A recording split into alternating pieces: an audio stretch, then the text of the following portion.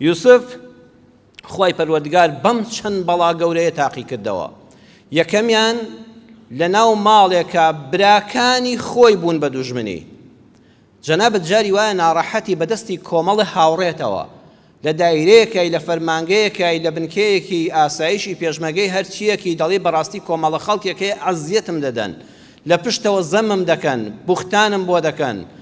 پیشەیەکت هەیە لە کرێکاریەوە حتا هەر پیشەوەرێکی تر لە بازاڕدا هەست دەکەی کۆمەڵە خەڵکێک تۆ لەگەڵیانە زۆر چاک و بەڕێزی کەچی ئەو وەکو تۆ نییە، کەچی ئەو لە پشتەوە ئازارت دەدا، بوختانت بۆ دەکا، غەیبەتت دەکا، قسە دەبیستێەوە.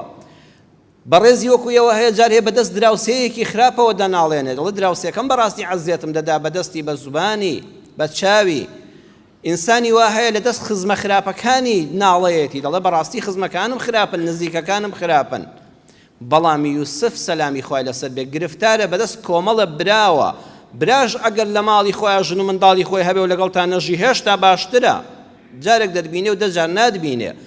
ئەم لە ناو ماڵەکەدا لەگەڵیان مصیبەت ئەوەیە ئەو کەسەی شەو و ڕۆژ لەسەر سفرە نانی لەگەڵا دەخۆی برای خۆت بێ، دڵی بۆگەن بێ، دڵی پیس بێ، پڕلەقین بێ، پیلانی ژەهراویت بۆ دانێ وتیان بیکوژن، وتیان بی بە نەزەویەکەوە فڕیدەن و دەربەدەریکەن.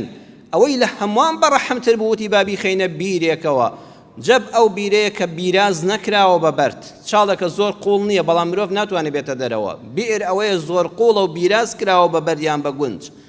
ئەوە لە هەمویان بەڕەحەمتر بوو.